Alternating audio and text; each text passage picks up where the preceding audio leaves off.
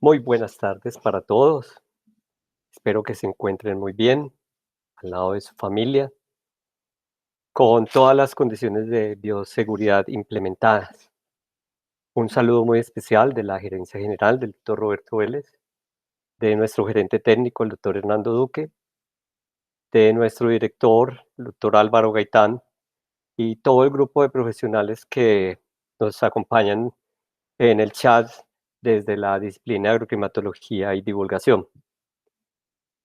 Podrán ver que estoy en mi oficina. Yo realmente vivo en una zona rural cercana a Chinchiná, donde las condiciones del internet no son tan buenas. Entonces, pues deseo que durante mi presentación no tuviera problemas de interrupción por mala conexión. También he tomado todas las medidas de bioseguridad para trasladarme a la oficina. En este momento me encuentro en un piso muy grande, solo, no tengo problemas, no estoy utilizando tapabocas por ello. Soy la única persona en este momento.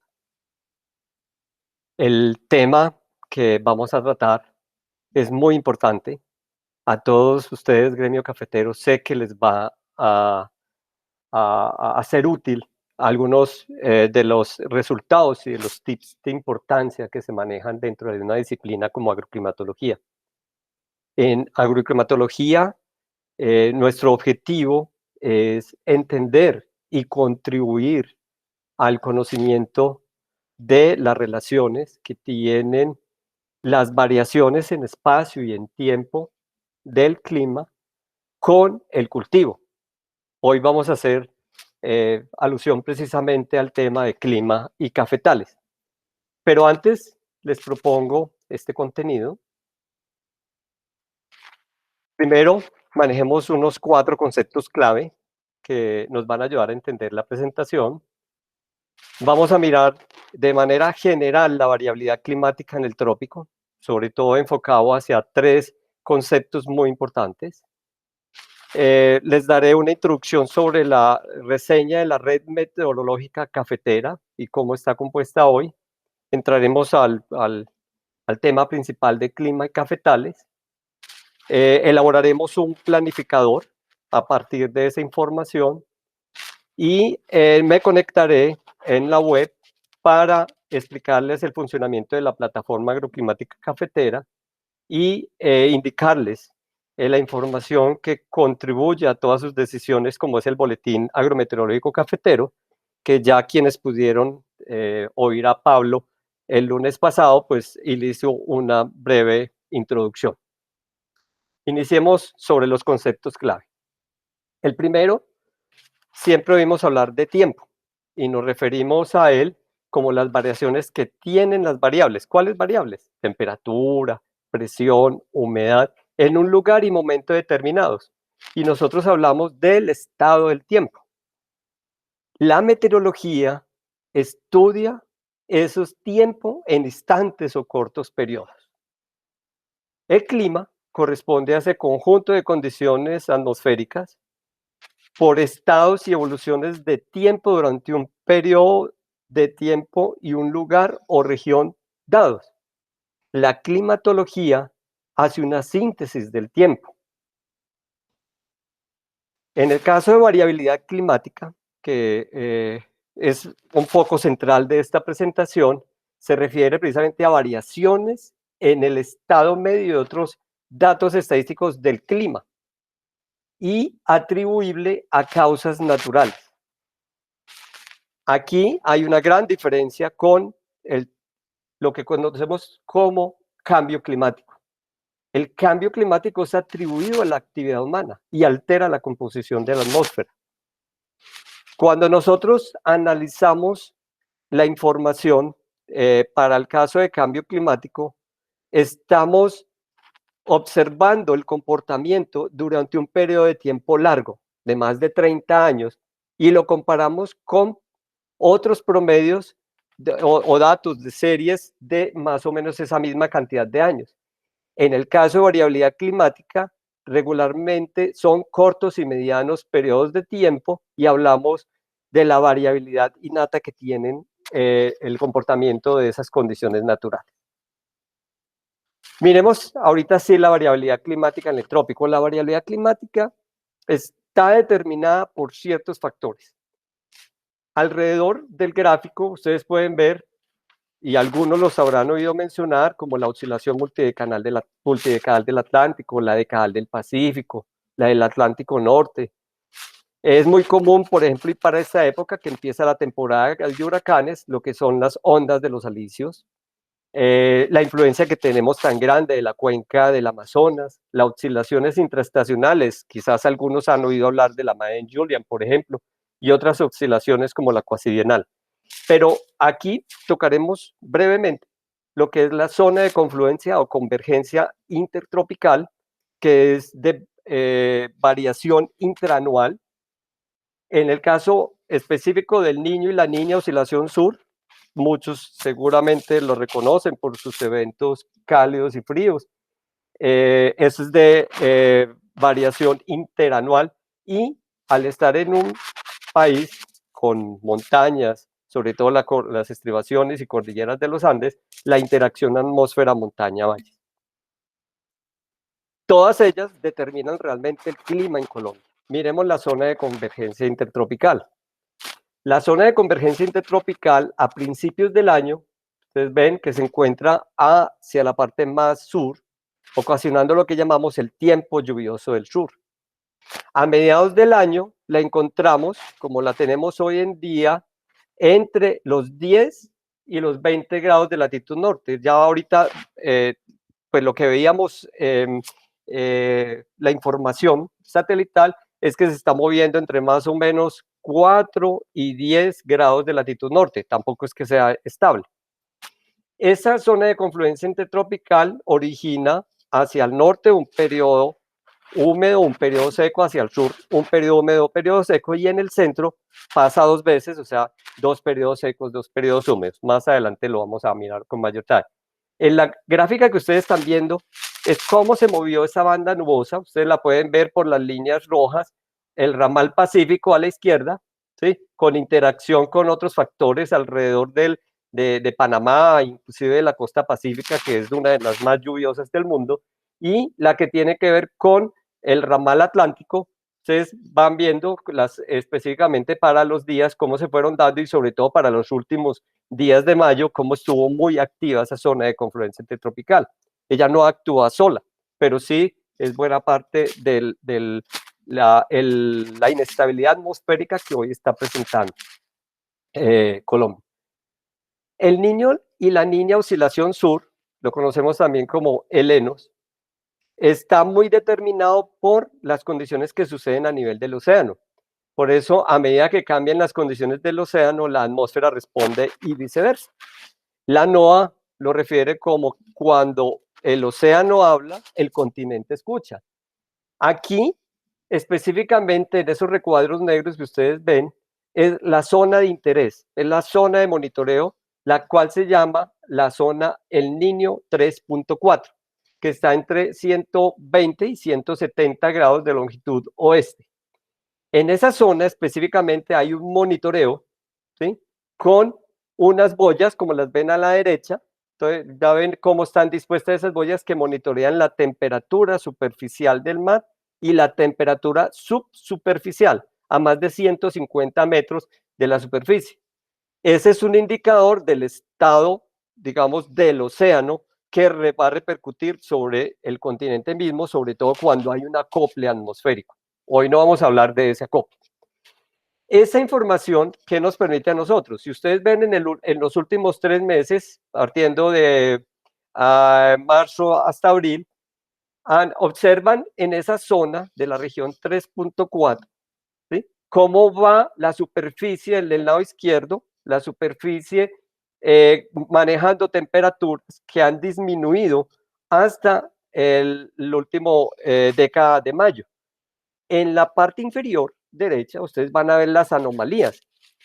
Los valores de anomalías superiores a más 0.5 indican calentamiento del océano.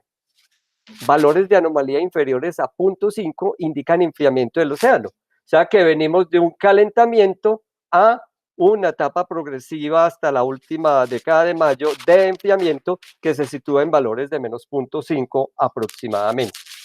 O sea que ya se ha cedido por lo menos en la parte de la superficie del mar esa temperatura y seguramente la respuesta la recibamos con rezago a nivel continental. La otra interacción es la de atmósfera, valle, montaña. ¿Sí? Si ustedes pueden ver las cordilleras, en verde lo que es la cordillera occidental, en un color morado la cordillera central, en azul lo que es la cordillera oriental y en un color café la Sierra Nevada. Si yo hago un corte y reviso un poco dónde se encuentra la caficultura, ustedes van a observar al lado derecho que estamos digamos, mediados por grandes cuencas hidrográficas, como las del Cauca, Magdalena, la Orinoco en el oriente. En el Pacífico y en la parte oriental, que incluye Orinoquía, Amazonía, todo lo que es piedemonte, la caficultura se encuentra en altitudes inferiores, que van desde aproximadamente los 600, 700 metros sobre el nivel del mar hasta los 1400. Pueden ver que en el Cauca, ¿sí?, está ligeramente superior, entre más o menos 1100, 1900 metros de altura sobre el nivel del mar, y en la cuenca del Magdalena se ubica a mucho más altura, alrededor de entre los 1200 y 2000, 2100 metros sobre el nivel del mar. Esa variación altitudinal está relacionada con la condición de esta interacción valle-montaña, sobre todo por la orografía que representa este sistema. Miremos ahora lo que es la red meteorológica cafetera. Si miramos los conceptos clave, lo que podríamos decir aquí es que hay que monitorear el tiempo para conocer el clima, porque el clima sintetiza a nivel de una cantidad de años una información que es muy útil para tomar unas decisiones. Desde la creación de la federación y de Cenicafé, ya se tenía el interés de hacer monitoreo y de buscar respuesta a por qué plagas, enfermedades, el cultivo estaban generando una respuesta a unos factores que serían unos controladores, específicamente lo que son las variables meteorológicas. Por eso se instaló en 1941 en Cenicafé la primera estación. El Congreso o los delegados del Congreso en 1945 dieron ya el aval para el servicio meteorológico, el cual se instaló en 1949 con 6 estaciones meteorológicas convencionales. Ya en 1950 hicimos la primera producción o publicación del Anuario Meteorológico Cafetero. Recordemos que ya este año vamos a entregar el Anuario Cafetero de 70 años de manera ininterrumpida de publicación. En 1951 teníamos 53 puestos de observación meteorológica, en el 65 ya eran 200, en el 2013 se amplió con 105 estaciones meteorológicas automáticas de un proyecto con el Ministerio de Agricultura, y hoy por hoy tenemos 199 puestos de observación meteorológica convencional y 117 estaciones meteorológicas automáticas.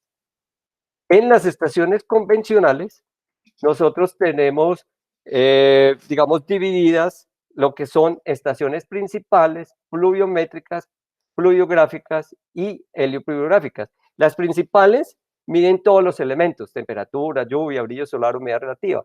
Las pluviométricas solo miden la lluvia. Las pluviográficas no solamente la miden, sino que la registran en un formato gráfico, la lluvia, y las heliopluviográficas, tanto la lluvia como el brillo solar, son registrados. En las estaciones meteorológicas automáticas ya son otro tipo de sensores mucho más avanzados que tienen una respuesta en mucho menor tiempo y emiten la información cada 5 minutos. ¿Qué tenemos como instrumentos de red convencional? En algunas tenemos los tanques de evaporación, muy importantes para hacer las ecuaciones de balance hídrico. Están dotadas de los pluviómetros. Estos pluviómetros son de lectura directa por un observador con una reglilla. Está dotada de unos equipos de termómetros de máxima, mínima, termómetro de bulbo seco y termómetro de bulbo húmedo, que se denominan ciclómetro. Está dotada de un heliógrafo que mide la insolación, la incidencia de esa radiación solar, El pluviógrafo, que tiene el elemento el reloj y gráfico para graficar de manera continua durante un día lo que son las variaciones de la lluvia, y un termohigrógrafo, que lo ven acá, en la parte superior grafica lo que es la humedad y en la parte inferior grafica lo que es la temperatura.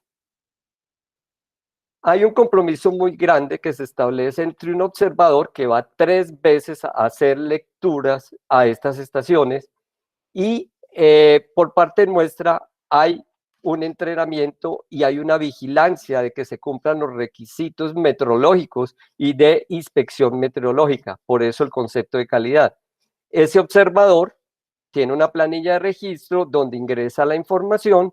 Esa información nosotros luego la custodiamos, la verificamos y la ingresamos a un sistema para disponerla de acuerdo con las necesidades de investigación o las necesidades que tenga los profesionales y los caficultores. En el caso de los instrumentos de la red automática, ustedes pueden ver, es más compacta la estación. Tiene, digamos, los sensores que miden las mismas variables, sensores de temperatura, humedad relativa, sensores de radiación, tiene sensores de humedad, tiene el pluviómetro, y aquí hay algo bien particular, y es que está dotada de una antena y un sistema de comunicación de tal manera que se emite la información en tiempo casi real. O sea que cada 5 minutos él está desplegando información, está integrando todos los datos y los está enviando, y nosotros tenemos un repositorio en un sistema de información que está integrado a una plataforma que es la plataforma agroclimática, que más adelante hablaremos de ella. Muy importante monitorear entonces y tener sobre todo la historia. Entremos en materia de clima y cafetales. Ya conocemos, digamos, el entorno mismo de lo que se tiene hoy como condición biofísica, es decir, lo que es el ambiente. Este ambiente interactúa con todas las demás prácticas agronómicas que se recomiendan en el cultivo. Es muy importante, ¿por qué? Porque de ese ambiente biofísico depende, como decía Fernando Farfán en su presentación, que nosotros modifiquemos al sistema, ¿sí? Que lo acondicionemos. Y por eso en algunos casos se van a necesitar otros árboles u otros sistemas que acompañen al sistema de café. En esto hago una síntesis específicamente cuando uno va a decidir si el sistema se realiza a libre exposición solar o bajo sombrío. Recordemos que arborizar, que es diferente del sistema agroforestal, es la capacidad de establecer árboles sin que ocupe un sitio de un árbol de café y sin que se afecte la producción. Cuando miramos hacia la derecha es un poco complejo. Lo que quiero resumir es que en la parte izquierda estarían las condiciones óptimas de clima en amarillo, y en la parte inferior las condiciones óptimas de suelo. Solo y cuando se den las condiciones de clima óptimas y las condiciones de suelo óptima, ustedes pueden ver que se puede realizar el cultivo a libre exposición solar. Cuando ya se tengan limitaciones o de clima o de suelo o ambas, el sistema tiene que acompañarse o de árboles o debe estar bajo árboles en sistemas agroforestales. Ahí es donde recae la decisión, y sobre todo por las preguntas que le hacían a Fernando, si tenían unas condiciones restrictivas de brillo solar o de agua o de suelos, pues entonces el sistema va a requerir precisamente esa adaptación. Miremos la variable precipitación. Se ha estudiado, ustedes pueden ver desde los años 50, en ella las relaciones específicas que existan con la producción de café. Es muy importante lo que se ha hecho en el cálculo de balance hídrico, lo que es la regionalización de la precipitación a nivel de Colombia, cuando se estudia a nivel, por ejemplo, de conglomerados, y los patrones asociados, sobre todo cuando tenemos condiciones del Niño, oscilación sur, que se reflejan por un índice que se llama el ONI como tal. En la precipitación es muy importante que tengamos en cuenta cómo se distribuye a nivel de Colombia. Primero, la medición de la cantidad de lluvia que ingresa a los cultivos permite conocer la forma en que se distribuye en una zona y a través de cada año. y determinar si ésta suple la demanda evapotranspirativa. Ya veíamos que uno de los elementos que se tienen dentro de una estación corresponde a un tanque de evaporación, pero de ahí se sacan unos cálculos para medir esa demanda evapotranspirativa. El valor mínimo requerido anual por el cultivo es superior a 1.400 milímetros, teniendo en cuenta que ahí faltaría indicar la distribución que tiene esa lluvia durante el año. Los índices de disponibilidad hídrica, que generalmente están asociados a los balances hídricos, definen los periodos secos y húmedos. Y a partir de estos nosotros podemos plantear las estrategias de planificación como renovación, siembras, fertilización y las de manejo fitosanitario.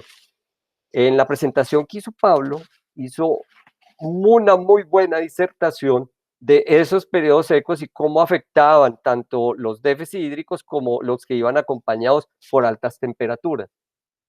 La planta, plagas y enfermedades cambian sus dinámicas de desarrollo y crecimiento en respuesta a los periodos secos y húmedos.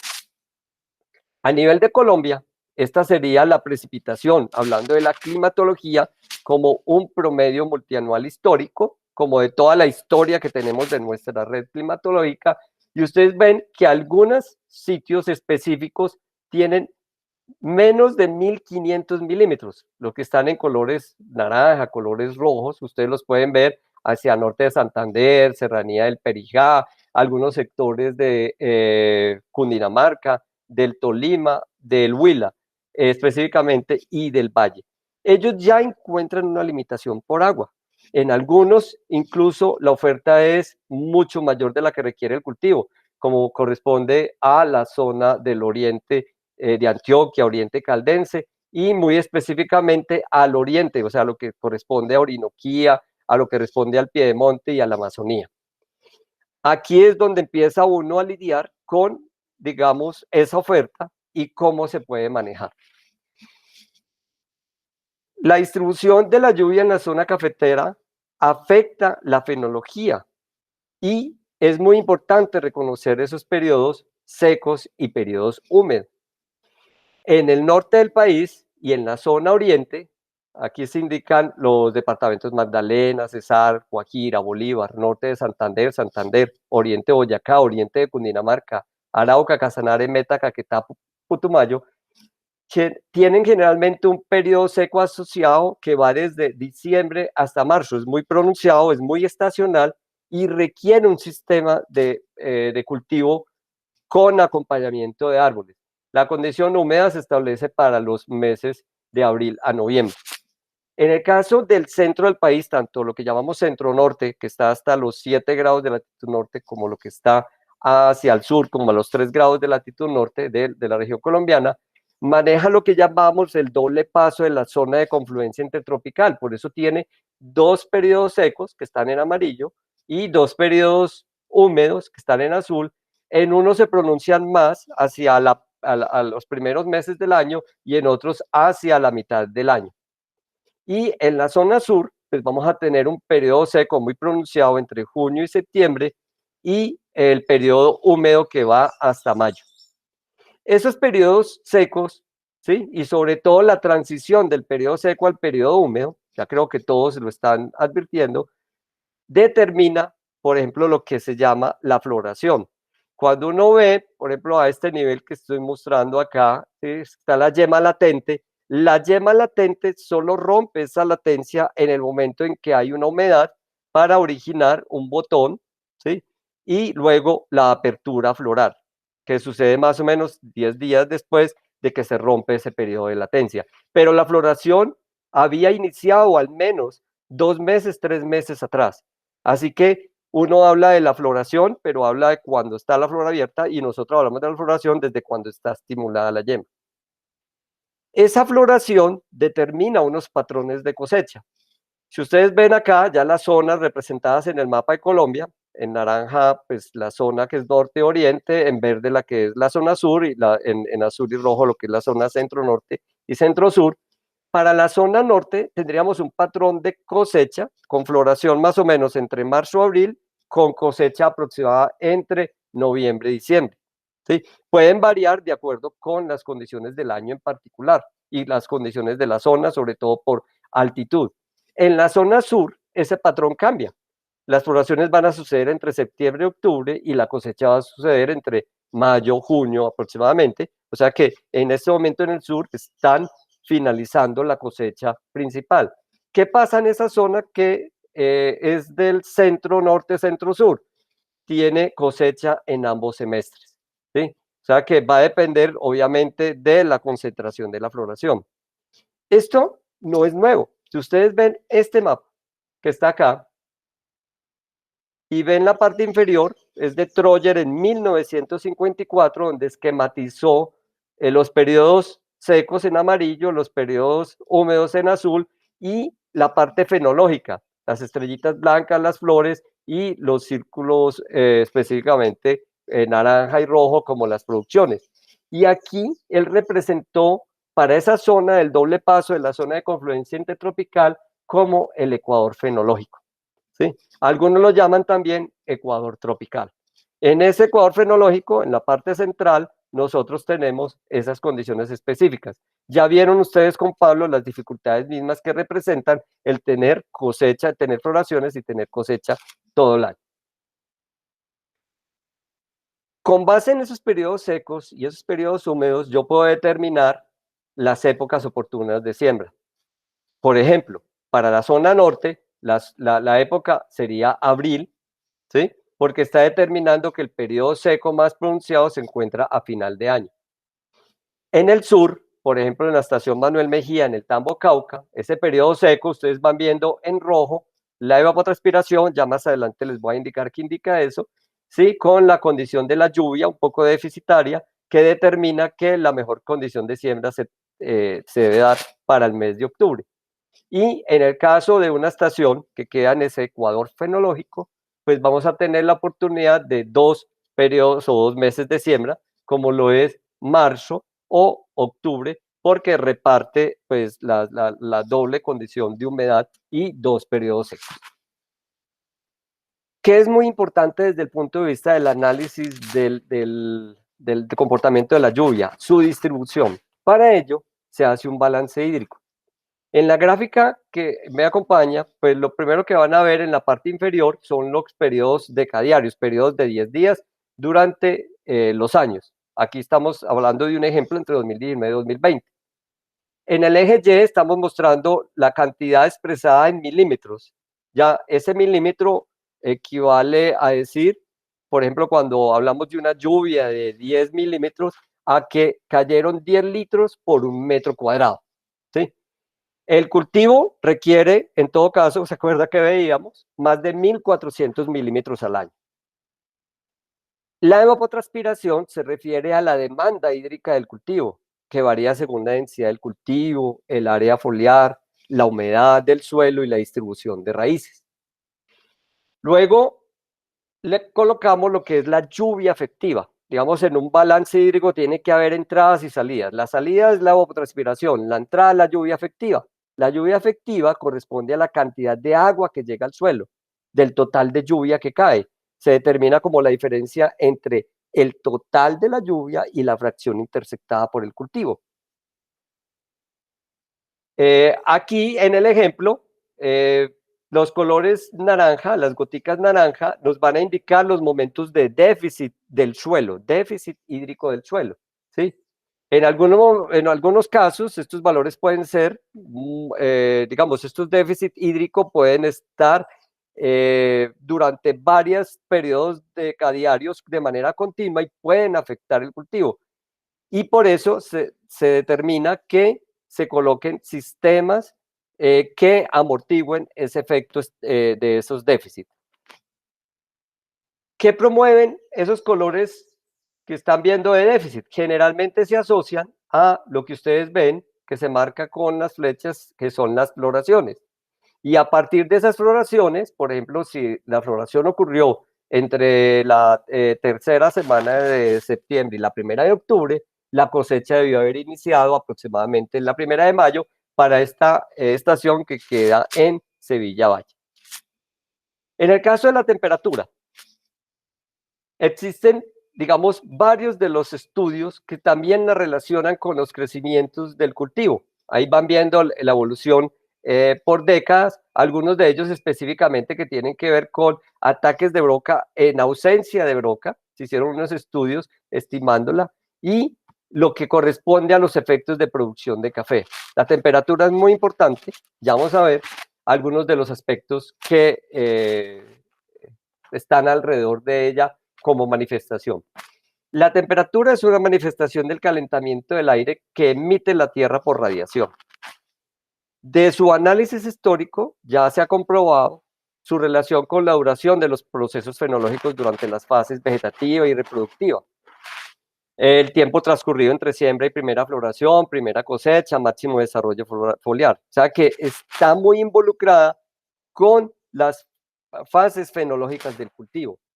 Corresponde a un elemento clave para estimar la densidad y la duración del ciclo productivo y tiene una respuesta lineal inversa con la altitud, con una disminución de 0.5 a 0.6 grados centígrados por ascenso de 100 metros en la montaña.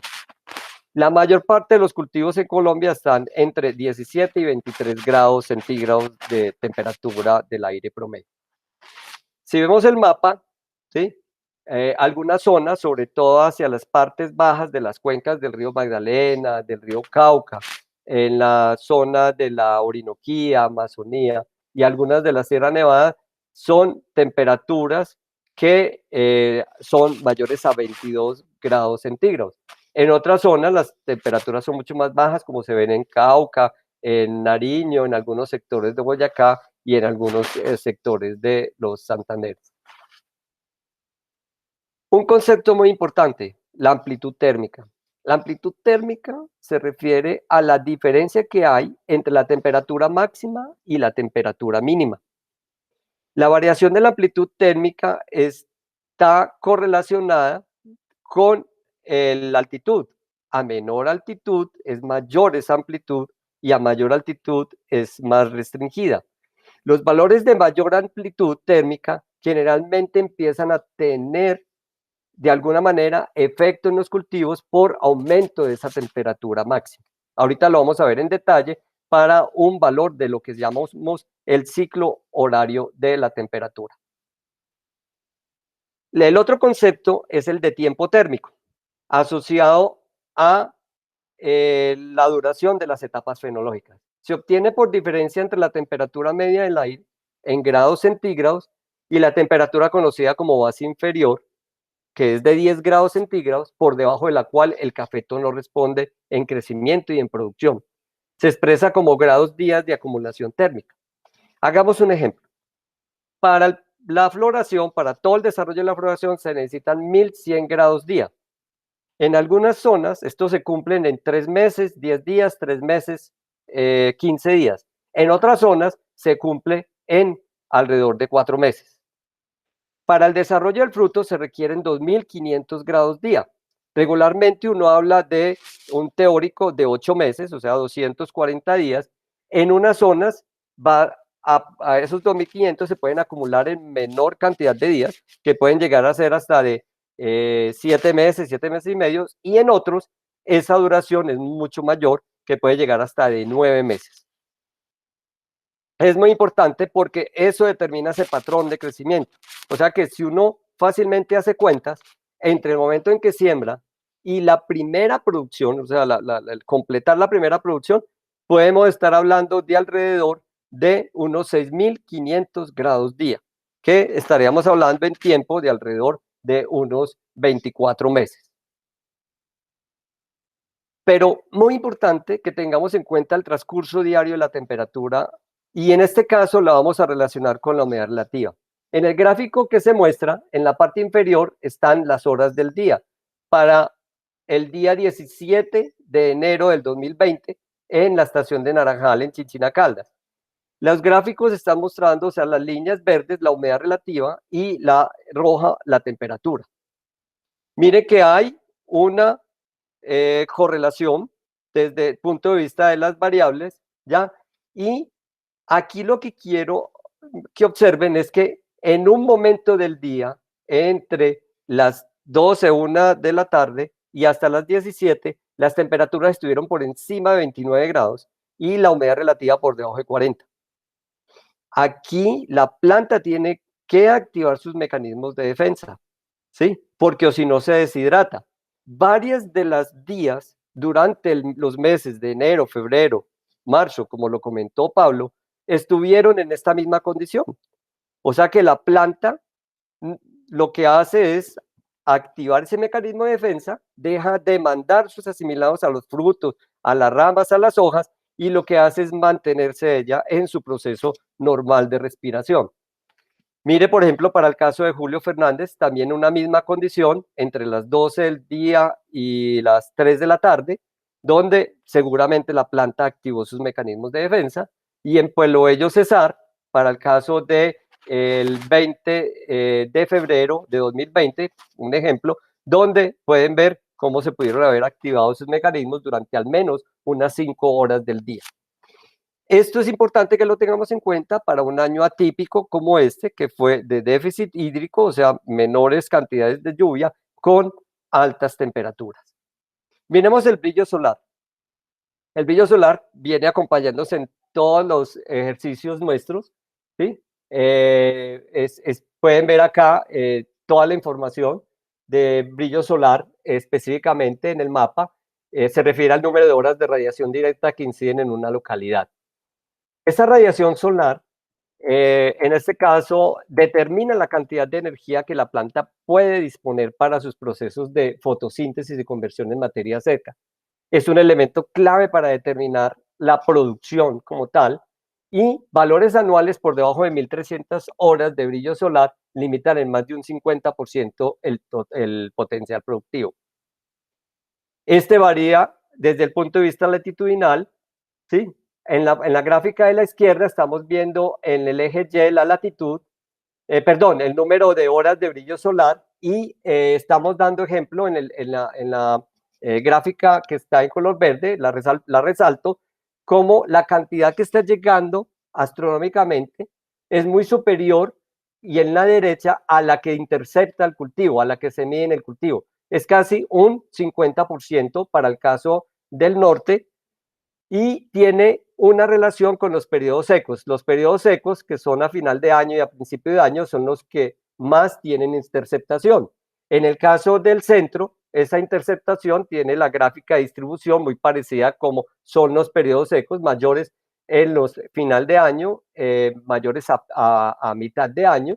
Y en el sur, ustedes pueden ver que el periodo seco que se registra entre julio y agosto es el periodo de mayor interceptación solar, que puede llegar a ser del 43%. Es muy importante porque en el caso del brillo solar es determinante para lo que es la cobertura, determinar la cobertura de los árboles, de lo cual les habló Fernando. En un ejemplo específico que voy a dar para una sola de las regiones, en este caso me voy a referir a la zona norte de Colombia, es muy importante cómo se puede hacer un planificador conociendo las condiciones de clima. En la zona norte, por ejemplo, yo tengo unos periodos de transición, marzo, abril, julio, septiembre y noviembre, a unos periodos secos, que son de diciembre, enero, febrero y marzo. En este caso también incluiría agosto, y unos periodos húmedos muy marcados de abril, mayo, octubre y noviembre. De acuerdo con eso, hay una respuesta en floración. Por ejemplo, marzo, abril pueden ser los momentos de floración, y los de cosecha, octubre, noviembre, como lo veíamos en algunos mapas. Pero también podemos planificar lo que son las renovaciones. Las renovaciones se hacen en los periodos secos después de las cosechas principales, cuando termina el ciclo, como nos habló Raúl, ¿sí? Nosotros adquiriríamos la semilla en julio, haríamos el germinador, el fósforo estaría más o menos para septiembre, el germinador en octubre, y realizaríamos la siembra en el siguiente periodo húmedo en abril o mayo. Y haríamos la intervención de los árboles para el sombrío aproximadamente al final del periodo seco. Quiero en esta última parte, porque pues igual el planificador puede existir para todos los demás zonas, pero ya les dejo la tarea. Vamos a mirar lo que corresponde a la plataforma agroclimática cafetera. Entonces, toda esta información, ¿dónde la conseguimos y cómo la podemos revisar? Lo primero, se entra en la página de Cenicafé por servicios, van a encontrar plataforma agroclimática cafetera. Esa plataforma agroclimática cafetera, ¿sí? Les va a permitir a ustedes una información muy útil. Ver una página de contenido donde ven los extremos de los elementos, de las variables, lluvia, temperatura, humedad relativa para el día, la condición actual en la que se encuentra el, el Océano Pacífico, denominada como la condición de Lenos, y las condiciones actuales les va a permitir a ustedes seleccionar en el mapa una estación. Yo voy a digitar, por ejemplo, Blonay, ¿sí? Vemos los datos y toda la información se despliega en las tablas. Podemos ver la información gráfica de lo que ha pasado en las últimas 24 horas. Ven ustedes los registros de lluvia acompañados de la información de temperatura. Podemos revisar la información del boletín diario, ¿sí? Escoger una fecha específica, podemos decir que sea febrero 20, ¿sí? Y en ella, por ejemplo, quiero saber qué temperaturas máximas estaban registrando. Pueden ver por encima, muchas estaciones están registrando temperaturas por encima de 29 grados. Muy importante correlacionarlas para saber qué estaba pasando en el cultivo. En registros históricos ustedes tienen que estar registrados. Yo voy a hacerlo aquí rápidamente.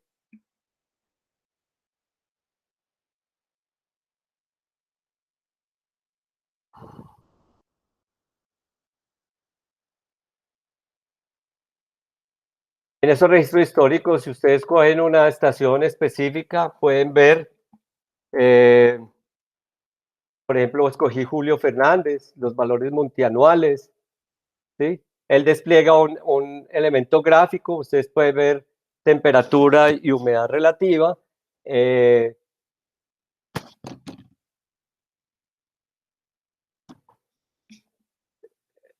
Aquí pueden ver temperatura, lluvia, pueden ver la información a través del tiempo, desplegar la información en el histórico, observar que, por ejemplo, para estas estaciones ya se encuentran limitaciones históricas de lluvia por debajo de 1200 milímetros. Requiere pues ya un manejo, una intervención específica, su cultivo. O sea, eso lo aprenden a observar seguramente los caficultores con acompañamientos del servicio de extensión. En aplicaciones muy importante están las épocas de siembra. Ya veíamos buena parte de ellas, ¿sí? Ustedes pueden ver en el mapa, seleccionan una estación. Yo voy a colocar aquí en Líbano, por ejemplo, en el Tolima.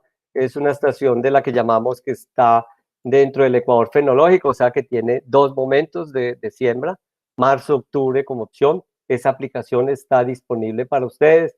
Vuelos de Broca lo vieron con Pablo. En el geoportal van a encontrar la información del Huila, sobre todo asociada a los de investigación específica que se hicieron allá. La solicitud de datos, para la solicitud de datos, les recomiendo que hablen con el líder departamental de extensión a partir de, porque debe haber un registro específico y ellos tienen un perfil para obtener la información. Y voy a hablar en documentación del boletín agrometeorológico cafetero. Pablo también ya les mencionó, quienes estuvieron en la charla de Pablo. Nosotros hoy nos reunimos para la elaboración del boletín número 58 del mes de junio, que muy seguramente el lunes estará en sus manos. Ahí están los valores más probables climatológicos de lo que puede ser el mes al que se está anunciando.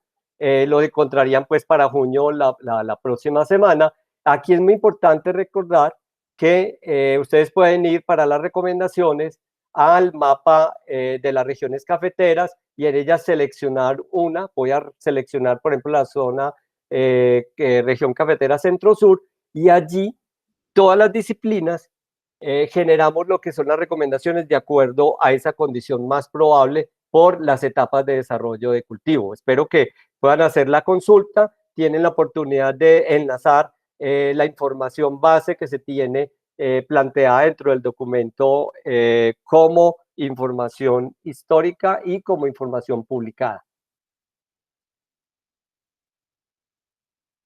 Finalizando entonces con mi presentación, esta sería la penúltima diapositiva. ¿Sí? Yo quiero agradecerle a mi equipo de trabajo, sobre todo para resolver algunas de las inquietudes específicas que tengan dentro del chat. Agradecerle a Ninive, a Carolina, las dos profesionales que me acompañan en la disciplina de automatología. A ustedes por su atención, muchas gracias. Quedamos atentos a las inquietudes.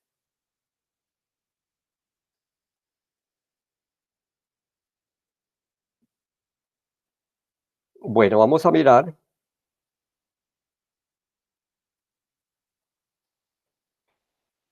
Continuando entonces con esta parte de las preguntas a resolver, Noriel Baena nos pregunta, ¿cómo conoce un caficultor en tiempo real toda esta información que ustedes tienen para tomar decisiones en su finca? Noriel, obviamente que por el tiempo fue difícil mostrar lo que estaba en línea, ¿sí? O sea, todo lo que tenemos realmente en línea. Lo que, primero, lo invito a leer el avance técnico 502 de plataforma agroclimática cafetera, sí, ya está disponible para todos ustedes. Y segundo, mucha de la información la manejan los líderes departamentales de extensión. Es decir, por ejemplo, nosotros tenemos un aplicativo de balance hídrico y en ese aplicativo de balance hídrico el extensionista puede acompañar para revisar qué grado de afectación puede tener el cultivo con relación a las condiciones que se estén presentando. Fernando Mondragón Barbosa nos pregunta, ¿la variación de periodos de lluvia va a marcar cosecha constante o puede ocasionar en un momento determinado baja producción? Fernando, le cuento, cuando uno habla de los periodos de lluvia y hablamos de la continuidad de estos, donde no se observa un periodo seco marcado, regularmente lo que determina es un patrón constante de floraciones que no son, digamos, muy buenas, son realmente floraciones regulares. Lo que el cultivo, digamos, requiere es un periodo seco pronunciado en una determinada época del año, de tal manera que se estimule esas yemas y se concentre esas floraciones. Pero en algunos casos, y sobre todo en zonas más altas, esto no es posible. Ese es un reto específicamente porque la respuesta del cultivo es a los periodos secos y a los periodos húmedos. No es la variedad, no es el sistema de producción, no es el tema de la fertilización, solo a periodos secos y periodos húmedos. Lo que hay que hacer es conocer bien la climatología.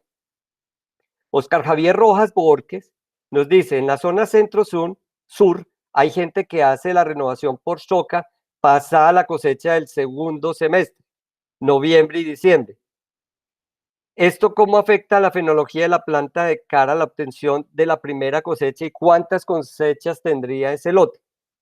Bueno, en la zona centro-sur, ¿sí? Regularmente se acompaña de un periodo de déficit hídrico que es más fuerte a mitad de año que a principio de año. Regularmente la cosecha principal está relacionada con los meses de mayo y junio. Pero no olvidemos que si está dentro de la franja de lo que llamamos de entre los 3 y los 5 grados de latitud norte, es muy posible que se pueda dar la siembra en ambos semestres. Si el caso es que la cosecha principal sucede en mayo o junio, la renovación por siembra debería darse en el siguiente periodo lluvioso que empieza entre septiembre y octubre. La renovación por soca en el siguiente periodo seco que iniciaría en julio. Si se decide ya hacerlo a finales de diciembre, sí va a tener problemas, sobre todo para organizar su ciclo fenológico. Se perdería al menos 6 meses de esta producción, sobre todo en la primera cosecha. En el Comité de Cafeteros de San Antonio nos preguntan que en zonas que estén próximas a 1300 horas de radiación, ¿cómo se planificar, argumentar el sombrío o no debería implementarse? Recordemos que si un recurso es escaso, pues yo mal haría en colocarle o interferirlo para que sea todavía mucho más pobre. ahí es donde con la disciplina de fitotecnia y con la información que ellos han producido, se dan los sistemas de acompañamiento de árboles, porque sobre todo y para esas zonas, ya los problemas adicionales pueden recaer en los fuertes vientos, ya, y las grandes temperaturas. Los árboles de por sí son amortiguadores, amortiguadores de la temperatura, amortiguadores de la alta evaporación o evapotranspiración y amortiguadores de los vientos. Entonces, lo que no debe hacerse es que interfiera con la poca luminosidad o el poco brillo solar que está incidiendo. Javier Orlando Arcila, perdón, Luis Fernando Gómez García pregunta cuántos milímetros de agua medidos en un pluviómetro son apropiados para llevar a cabo la tarea de abono para el café sin que se corra el riesgo de evaporación o no absorción. Hay dos cosas porque creo que Ciabas precisamente manejó el tema, porque hablamos de una condición húmeda. Cuando usted llega a tener esa condición húmeda es porque se regularizaron las lluvias. ¿Qué quiere decir? Que si usted llegó del periodo seco, vamos a hablar de que usted está en el norte, ¿sí? Y que el periodo seco duró hasta marzo y las lluvias se regularizaron en abril, ahí es donde uno dice que la condición del suelo tiene que tener esa humedad. ¿Cuándo se obtiene esa humedad? Cuando el agua penetra los horizontes donde se encuentra la raíz. La raíz está hasta los primeros 50 centímetros. Eso se da con lluvias de más de 10, 12 milímetros, pero deben repetirse, ¿sí? O sea que usted tiene que esperar a que suceda nuevamente otro nuevo aguacero y ahí sí abonar. No puede hacerlo con el primero. Javier Orlando Arcila Castro, la zona de Lisboa en Manizales presentó niveles de lluvia en abril y mayo 138 y 140 milímetros respectivamente. ¿Se puede esperar algún efecto negativo de ello si entramos en un periodo seco? Recordemos las necesidades del cultivo. La evapotranspiración es lo que es la demanda del cultivo. La evapotranspiración es de más o menos 3.5 milímetros día. O sea que nosotros estaríamos hablando de 105 milímetros mes. 138 milímetros suplen las necesidades del cultivo, primera. Segunda, para mirar qué efecto tiene ya en la condición de suelo, entonces hacemos el balance hídrico. Y ahí hablamos de la distribución. Si esos 138 milímetros cayeron, por ejemplo, en solo 2 décadas, es decir, la primera década de abril, la segunda década de abril, la tercera estaba experimentando algo de déficit de agua. Entonces va a depender mucho de la distribución con la que haya caído esos milímetros. Por lo que yo conozco de esta zona, 138 y 140 milímetros para las necesidades del cultivo son suficientes. ¿Qué esperaríamos ahorita? Que esta condición de humedad que tenemos por inestabilidad atmosférica, por paso de la zona de confluencia intertropical en este mes y sobre todo para esta semana, mantenga la condición de humedad. La condición de déficit muy posiblemente se esté dando hacia la segunda, tercera semana. Uber Elías Posada Suárez dice, ¿la Amazonía cómo puede en la Amazonía cómo se puede afectar el desarrollo y producción de café? Bueno, la Amazonía, doctor Uber, es muy particular, es muy sui generis por la estacionalidad. Primero, los regímenes de lluvia, ¿sí? Son muy altos, son más de 5.000 milímetros. Las condiciones de oferta de brillo solar en algunos sectores, sobre todo de la Amazonía, son muy bajos. Las temperaturas pueden ser muy variables, ¿sí? Si veíamos los mapas que nosotros teníamos. Yo considero que la adaptación específica a esa caficultura, ¿cierto? Se tiene que dar, digamos, con más investigación. Nosotros sí podemos adaptar parte de la investigación que tenemos de algunas de las zonas, pero allá nos falta mucho más elementos para determinar algunas de las acciones.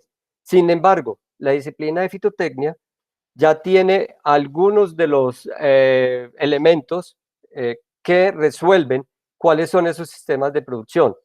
Algo claro, y es el concepto mismo que tiene que ver con las dinámicas, sobre todo de las enfermedades.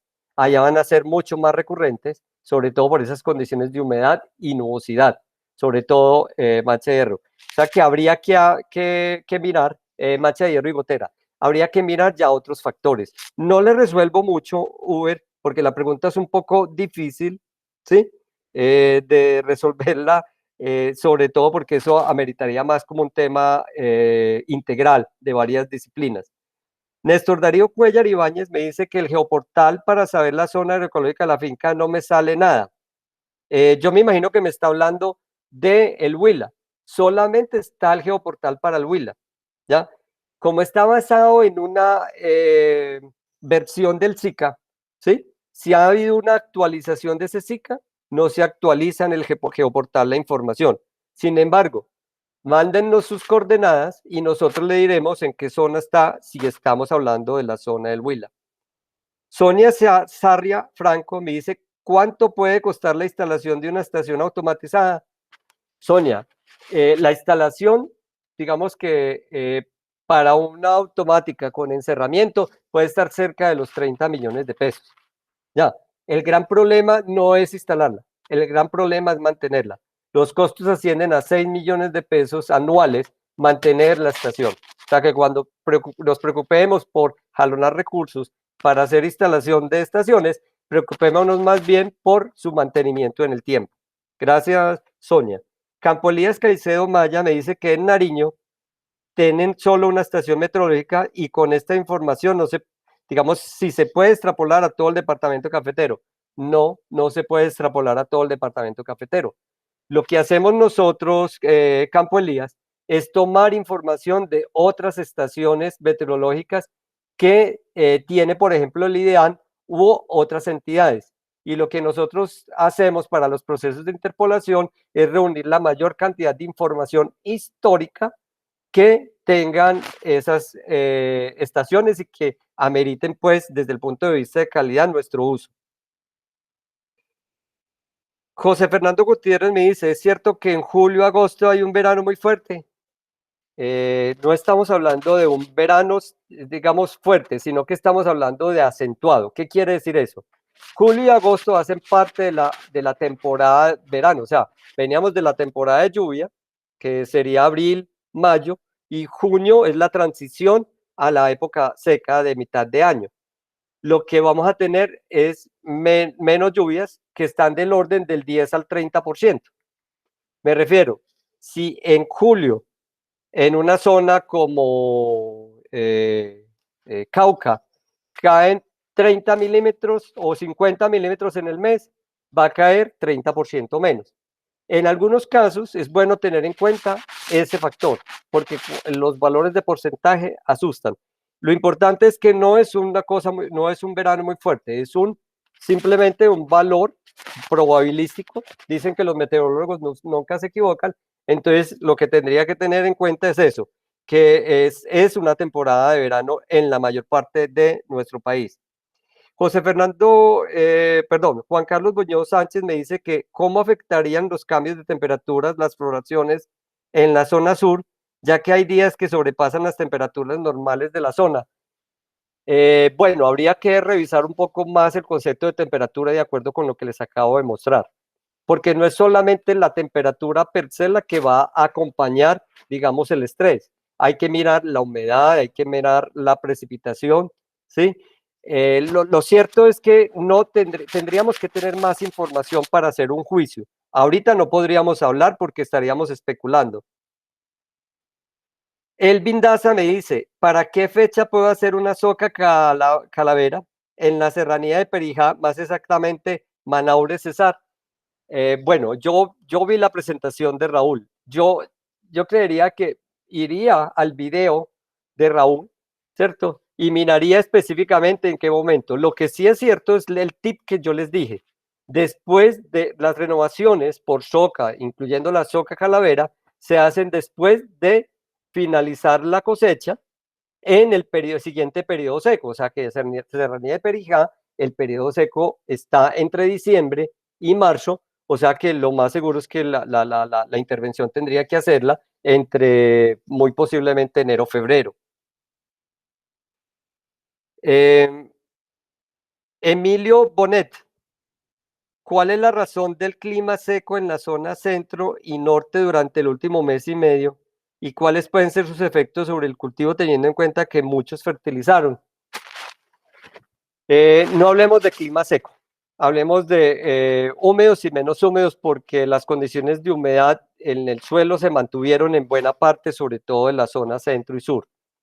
Algunos experimentaron unas caídas muy fuertes, por ejemplo, en la región de Quindío, ¿sí? Algunos sectores de Risaralda, pero cayeron, digamos, precipitaciones que permitieron mantener y conservar la humedad del suelo. Sería bueno hacer un balance hídrico con información realística y poder concretar si realmente puede o no puede afectarlo. Hoy haríamos una especulación simplemente diciendo que fue seco. Seco lo cataloga el índice de disponibilidad hídrica. Bueno, yo creo que aquí finalizamos en la presentación. Espero que se les haya resuelto buena parte de sus inquietudes. Los invito a que a través de la página de Cenicafé en Consulte a un experto, a nosotros en nuestras disciplinas, pues nos van a llegar la información o en el caso específico a nuestra disciplina puede directamente acudir a cl.cenicafé@cafedecolombia.com. A sus órdenes, muchas gracias. Espero que haya sido útil el ejercicio. Para mí fue muy grato compartir con ustedes. Felicidades.